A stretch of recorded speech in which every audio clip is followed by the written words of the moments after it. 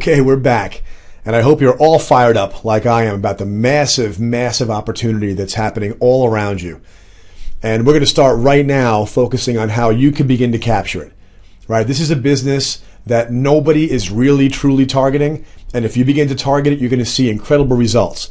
So I want to start by focusing on this big age-old question that has plagued our industry for a generation.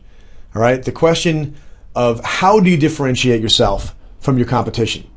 See, there's a belief out there, and I'm sure you've heard it because I certainly have, that all real estate agents are the same. All real estate agents are the same. All real estate companies are the same. Now, that's not fair, right? I mean, we're all different. We're all human beings. We all do different things. But at the end of the day, maybe it is fair. Think about this. If you go out and you want to buy a new mobile phone, you have lots of options, all right? If you want to go to the top tier, you can go pick up yourself an iPhone, or you can pick up a Droid, or you can get a BlackBerry. And each of those three categories has major differences, okay? An iPhone has got benefits that you can't get with a Droid. A Droid's got benefits you can't get with a BlackBerry. BlackBerry, if you like to type on a keyboard, you can't really get that from the other two products. And so there's differentiation on product. But in real estate, we don't have that. In real estate, our product is all the same. Now you might be saying, Greg, that's not fair because the product is me. You know, I'm selling myself. The product is me. No, it's not. The product you're selling is the real estate and it's all the same. We all share the same MLS. There may be a few exceptions, but not really. In this industry, we all have the exact same product. So there is no differentiation. We can't say, I've got something better for you. We all sell everything in the MLS. Now, when the MLS became the internet and the public had access to it, that further eliminated our ability to differentiate ourselves because now most of our marketing efforts are identical. Now listen, I ran a real estate company for a lot of years. I know how challenging it is to show the public through any kind of marketing campaign that you're actually better or different. Because at the end of the day, the vast majority of the leads that we generate are coming to us because of what we put on the internet, and the only thing they care about is the listing information. Now look, I'd love to believe that they read all about us, but when I'm being honest with myself, I don't think they care. These buyers go on the web to look at listings, and sellers want to know about the marketing campaign, and because of the MLS and because of the internet, we are in fact all the same. Now how about business models, okay? You go in some industries and there are different business models. There are some companies that you go to where their way of acquiring customers is through marketing and advertising. Let's use insurance for an example. You can go to Progressive Insurance or Geico. Geico, they have the little funny lizard, or they've got the funny cavemen. Then you make a phone call. You're going to save some money. You go to the call center. Or you've got your local Allstate agent that you meet at a local business networking event. Two completely different business models and ways of attracting customers. But in the real estate business, with a couple of exceptions, we all have the same business model. Then you got pricing. You want to go out and buy a hamburger? You want to go out and buy a surf and turf dinner, okay? They're both dinner, but one of them is going to cost you $8 and one of them is going to cost you $35. There are differences on pricing, and the perception, of course, is the differences also on quality. But in real estate, when it comes to our pricing, let's see, do we charge buyers anything? No, we don't charge buyers anything. What do we charge sellers? Do we charge them an hourly rate? Some charge an hourly rate. Some charge a fee for service. No, there's a few of those out there, but for the most part, we all charge straight commission to a seller. Our commission rates are awfully similar in most markets, and for the buyers, it's all free. So there's no differentiation on pricing. Well, then it comes down to service, and everybody says the same thing. You show me a brochure for a real estate company, and I'll show you the paragraph that talks about quality service being job one at XYZ Realty.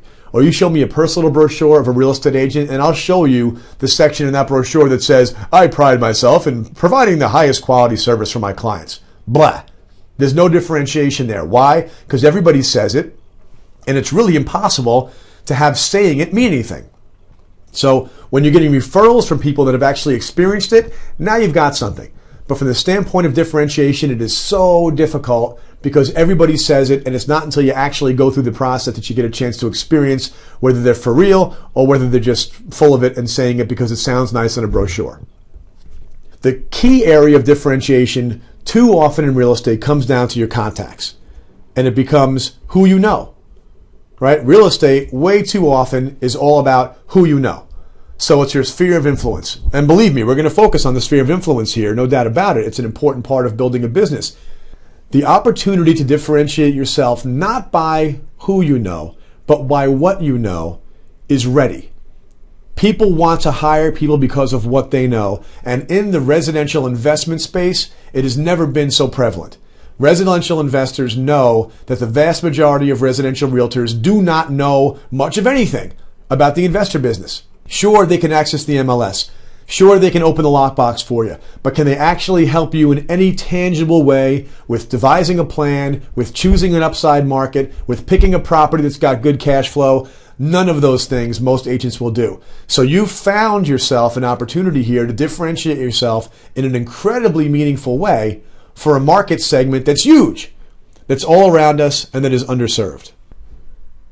So we're going to start with an intelligent approach to positioning ourselves and personally branding ourselves in the marketplace so that everything that you do from a marketing and a sales perspective pays greater dividends because you're doing it with an intelligent, strategic approach.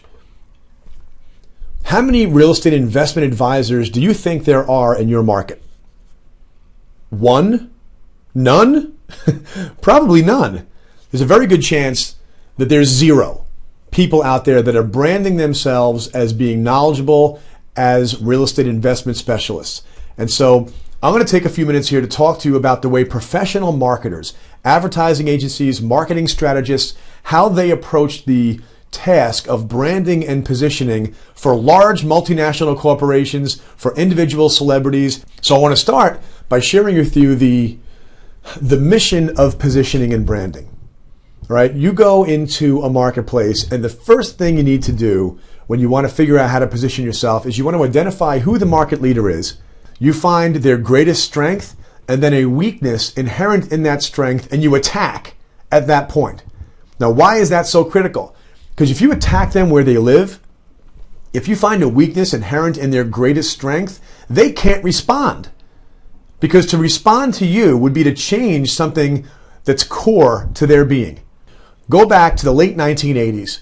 In the luxury automobile business, there was a market leader, a company that dominated the luxury market for automobiles in America. This company made gorgeous cars. They had a brand identity that was supreme. You could probably guess that company was Mercedes-Benz. Mercedes-Benz had fantastic cars, and there were songs written about them, right? Oh Lord, won't you buy me a Mercedes-Benz? So they had it captured, and they were dominant in this space. Their greatest strength was not the styling, although that was a strength. Their greatest strength was not the engineering, although that was a strength. Their greatest strength was the status symbol of owning a Mercedes. Of all the things they had going for them, that was it. That status symbol meant you had arrived. All right, you owned a Mercedes. You were the cream of the crop. One of the problems with Mercedes is that they were well known as not being the most reliable cars. And the old joke is that if you walked into a Mercedes dealership and you said, well, gee, these cars are beautiful and I'd always wanted one, but I hear they're kind of expensive to repair. Well, the haughty salesman would say, well, sir, I must say that if you have to ask how much it costs to repair a Mercedes-Benz, you obviously can't afford a Mercedes-Benz. There was an arrogance inherent in their greatest strength. So they had a status symbol, but part of that status symbol was a snob appeal that had inherent in it an arrogance. And that arrogance kept them from fixing something that was genuinely wrong, which was that their cars, while lovely and well engineered, they weren't that reliable. And the company didn't care. In fact, it fed into their attitude of, hey, if you have to ask, you can't afford it. So along came the most unlikely competitor, a company that was famous for building econo boxes. Okay? Of all things, they were the farthest thing away from a luxury car brand. They made funny looking, inexpensive, high gas mileage, reliable cars. But then they decided that Mercedes-Benz had a big old target on their back. That arrogance that they had, that they were allowing themselves not to be the best cars, but to have the best symbol, opened up an opportunity for the Toyota Motor Company to create Lexus.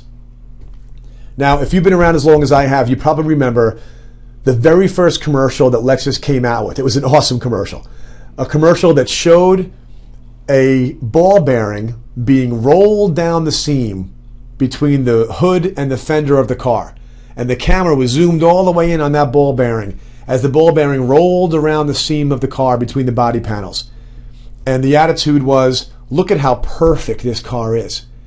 And the underlying message was, don't you dare try this on a Mercedes-Benz, because that ball bearing is going to roll right off. Because those cars are nice and they're expensive, but they're not the best cars. You see, Lexus said, if you're going to pay the most money, you should have the best car by a classic definition of best, which is best. You know, looks the best, drives the best, stays together the best, the most reliable, the best darn car. And their slogan was the relentless pursuit of perfection. And to this day, their slogan is the relentless pursuit of perfection. I mean, think about that. Is that a successful branding campaign? How did Lexus do? They came out of nowhere in the late 1980s, and by the late 1990s, they had actually beaten Mercedes-Benz in luxury auto sales in America. They beat them. And they beat them by attacking Mercedes right where they live. They said, you're a snob, you want a status symbol, but you're too stupid to buy a better car. Here's a nice looking status symbol. Here's a gorgeous car, but you're not going to have to bring it to the repair shop every month. And they beat them. Now, since then, Mercedes-Benz, after spending billions of dollars retooling their designs, retooling their manufacturing, retooling their entire organization, they have now overtaken Lexus and become the number one luxury car brand in America again. But right behind them is Lexus. The Toyota Motor Company, famous for making Econoboxes back in the 80s, now is right there, breathing down Mercedes-Benz's neck forever. So it's a great example. Here's another great example that I'm sure you recall. The number one restaurant company in the world back in the 1970s. That was, of course, McDonald's. So I'm sorry I'm not talking about lobsters and filet mignon. I'm talking about burgers and fries. But McDonald's was and still is the number one restaurant company on the planet. And a competitor came along and went through this exercise. What is McDonald's greatest strength? Their greatest strength, if you asked them, was consistency. You could walk into a McDonald's in Times Square or Tokyo and get the same burger, the same fries, everything exactly the same. Now, how do they achieve this? There's a few ways. Number one, they had something called Burger University. When you bought a franchise for McDonald's, you went to Burger University. And they showed you the machines they had invented, where if you want to make fries, they supply the fries, they supply the oil, they supply the salt. You plunk the fries in the oil, you push the button, the bell rings, you pull the fries out. Idiot proof. You want to make a burger? Here's how you make a burger. You put the little hockey puck on the machine or whatever, you push the button, out comes a cooked burger, 2 pickles, 1 squirt of ketchup, put it on the bun, done. Tokyo, Times Square, exact same product. So a competitor came along and said, the greatest strength of our market leader is consistency. What can our campaign be that can exploit a weakness inherent in that consistency? And along came Burger King. And their inaugural campaign was, hold the pickle, hold the lettuce, special orders, don't upset us, have it your way at Burger King. You might think, what's the big deal? I mean, if you don't want a pickle, take it off, right? But Burger King launched that campaign and rapidly began to open up stores across every intersection from McDonald's. And now today, you look around the world and what do you see? McDonald's on one side of the street, Burger King on the other. And their initial campaign was the exploitation of McDonald's greatest strength. Now, if McDonald's wanted to respond to that, they'd have to close Burger University. They'd have to change everything that made them what they are in order to be able to respond to this new upstart. So they didn't. So I think you get the idea, and now I want to apply that in your local market, and let's see if we could apply this principle to branding and positioning you as an investment specialist in the local marketplace. I'm going to walk you through the 5-step process of branding and positioning and have you just follow along the same way that professional marketers advise their largest clients. And step 1 is budget. Okay, you're going to spend some money on this campaign. And the worst thing you can ever do is go and decide, here's the campaign I want. A lot of people, they run out and they start thinking about buying ads or spending money online, and they never actually think about how much money they want to spend. It's like saying, okay, my campaign is going to be, I'm going to buy an ad on the Super Bowl. Then you find out it costs you $1 million for every 30 seconds, and then everything else seems lame in comparison. So start with the budget. How much are you going to spend? $500, $1,000, $5,000, whatever the amount is, write it down, because you know what it's like? It's like, have you ever shown somebody a house that's out of their price range? Doesn't that stink? Because they fall in love, and then everything they look at after that they can actually afford doesn't compare. So don't fall into that trap. Set a budget you're going to be able to actually live within, and then go to step 2. Step 2 is identifying what is going to be your position. Okay? And that begins with, who are you? What makes you different and special? And why are they going to care? In most places around the country, the real estate agent, who's the market leader in a community, basically has been there for a long time, knows a lot of people, does a lot of business, and no matter where you go, their marketing campaign is, list with me because I'm number one. I'm number one, I must be better. The real estate agent that has more listings and more sales and more market share has to be better than the agent who doesn't have as many, right? Not when it comes to working with investors. So your market leader's greatest strength is his or her contacts and his or her market share. It isn't necessarily his or her knowledge, skills, or competence. It's just the idea that I've done more business than anybody else, so therefore I must be better. That's a very reasonable leap for the public to make when there's no other way to differentiate yourself. But if you're an investor, or if you're a seller of a multifamily investment property, I don't want to know who you know. I want to know what you know. You are the market leader of knowledge and skills when it comes to servicing investors. And the fact that you don't have mountains of market share to prove it is irrelevant, because you've got a skill set. It's what you know, not who you know. Step number 2 is position. Step number 3 is, who are the target markets? Okay, who are you going to go after? And I'm going to refer you to 3 different target audiences. The first one we call the low-hanging fruit. These are those 1 million to 1.5 million people across the country who are going to buy real estate investments this year. And don't fool yourself into thinking they're not around you, okay? You've got plenty of rental properties around you. Who do you think owns those rental properties? Investors. Baby boomers are retiring. They're getting out of Dodge City and they're taking off to some other place in the Sun Belt. They're selling investment property. New buyers are buying investment property. They're out there in the market right now, and chances are they are working with realtors that are adding no value. Low-hanging fruit. Let me give you an example. I went over to Realtor.com and I just randomly chose Dallas, Texas for the fun of it.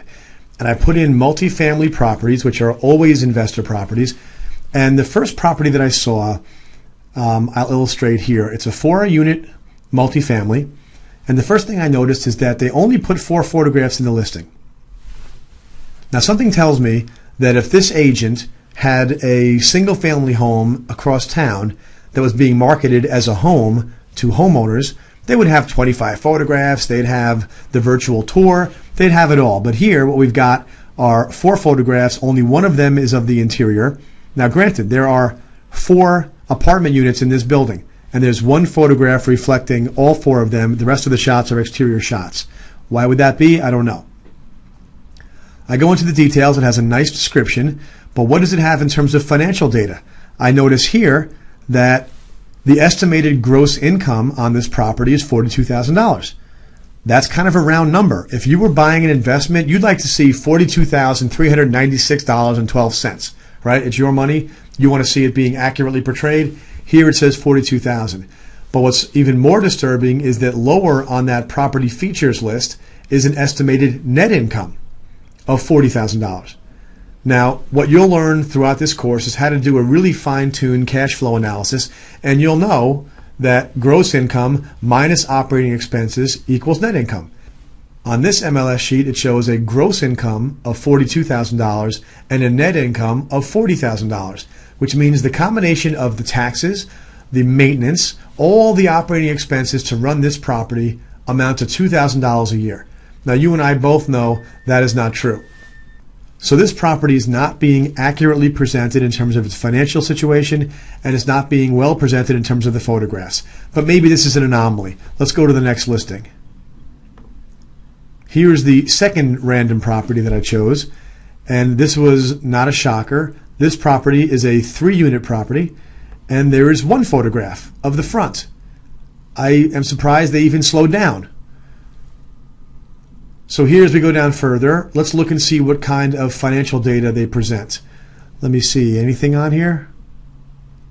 No, they have estimates of what the rental income is. There is nothing in there with respect to expense information. It's quite clear that the listing agents on this property consider it to be the responsibility of the investor to figure out whether or not this property is cash flow positive or negative, to figure out whether this property actually performs well as an investment. So the next category of low-hanging fruit are the buyers, the investors themselves. If the agent representing the multifamily seller is not doing a cash flow analysis for that listing, what are the odds that that agent is also doing cash flow analysis for the investors they're working with, who are on the buying side? You know the answer is they're not. And so look out there in your marketplace and realize that there are people that are being underserved, genuinely being underserved, and there's virtually nobody in the marketplace who can do it. So we're going to show you some things that you can do to target them. The next category is your own sphere of influence. People that you are marketing to as a person who sells homes, or people that you've already sold homes to, or of course your acquaintances, people you do business with, friends, neighbors, etc. We're going to show you how to convert those people into buyers of investment property. So here's an example of some of the postcards that we have in our marketing center. Get in the game. Get in the game. Get in the game. This postcard encourages investors who are on the sidelines, those people we've spoken about in a previous module, who have a strong belief in real estate as an asset class but have not yet done anything about it. They don't know how. You can show them, and this mailing campaign is designed to encourage them to get in the game. Here's another card of a sample of what's in the marketing center. What does it feel like to buy low? This is one of my favorite phrases because in the middle of this recession, people like to tell me when they call my radio show or they respond to my blog, what are you, crazy? You're recommending buying real estate in this horrible economic catastrophe at the housing meltdown and foreclosure crisis? And my answer, of course, is, what do you think it feels like to buy low? And that always stops them in their tracks because they realize that, oh yeah, it's supposed to be lonely. It's supposed to be scary. It's supposed to cause anxiety because you're buying low. What does buying high feel like? Well, it feels like you're a sucker. Everybody around you is waving money around. Everybody is doing it. That's when you get hurt. How does it feel to buy low? This is how it feels right now. So we'll show you throughout this process and give you instructions and action plans and marketing materials for you to target your sphere and convert that sphere into investors. The next category is referral sources. There are financial professionals in your marketplace that deal at the table with their clients on things like tax advice, CPAs, and financial planning. And what we know is that one of the reasons why so many people don't invest in real estate, even though they believe in it, is that the people who give them their investment advice don't do real estate. They don't know anything about it. They're financial advisors. They either make their money selling stocks and mutual funds, or they make their money selling insurance policies, or they make their money advising you on their taxes. And this is not a statement on them doing something wrong by recommending what they get compensated to do, but they're not qualified. I'm not qualified to make a stock pick. You're not qualified to give a stock pick, and they're not qualified to make a recommendation on real estate. But most financial advisors want to be part of a well-rounded, comprehensive financial advisory profession with their clients, and so you have the opportunity to reach out to them. Here's an example of some materials in our marketing center that focus on CPAs and financial advisors. We complement each other. We complement each other. We complement each other. Let's join forces. Let's join forces. So the referral sources you'll be cultivating by bringing together lists of people in CPA professions, in financial planning professions. And let me show you an example of just how complicated that isn't. I went in and randomly, because I'm working on Dallas, Texas, I went to the Yellow Book and went to Dallas, Texas, and I'm going to put in accountant and see how many results I get. Okay, 2,896 results of CPAs and accountants in Dallas, Texas. So you see, it isn't difficult to get access to these people. Here are their addresses, here are their names. You put them in a campaign like this, and begin to send them monthly mailers saying we should be teaming up, we should work together. I am a real estate investment advisor. I want to help you build a more well-rounded relationship with your clients. Contact me. Now on to step 4. You know how much you want to spend, you know what position you're trying to create, and you know what target market you're going after. Now it's time to come up with your message. What do you want to say and how do you want to say it? And my best advice here is to keep it simple. You're saying something that nobody else in your market is saying. I sell investment real estate. I'm a real estate broker who specializes in helping people secure their financial future through real estate investing. You're at the networking luncheon, you're at a cocktail party, you're at a backyard barbecue. The subject comes up, hey, what do you do for a living? Don't say I'm a real estate broker. Say I'm a real estate investment specialist. I help people secure their financial future through real estate investing. Believe me, you're going to find this is a major conversation starter. So just keep it simple and just say it. Step 5, we're on to media mix. Here's where you're going to decide how to spend your budget, okay? And the first thing you want to do is set expectations. How many transactions do I have to do to make this a good return on my investment? So make sure you know how much commission you make generally per transaction, how much money you're going to invest in this budget, and then how much you expect to get back, and write that down. You want to know at the end of this year, were you happy with the return that you got on your investment? Number 2, allocate your budget to the different places that you want to invest the money. So you'll spend some money doing direct mail. Maybe you'll spend some money sponsoring something on the web. Maybe you'll buy some print ads in some local publication that you think will reach the right community in your local area. Allocate that budget. Just break it up and get ready to spend it. And then please track your results. All it takes is to have a piece of paper under the blotter on your desk. When a phone call or an email lead comes in, put a little tick mark next to that media allocation.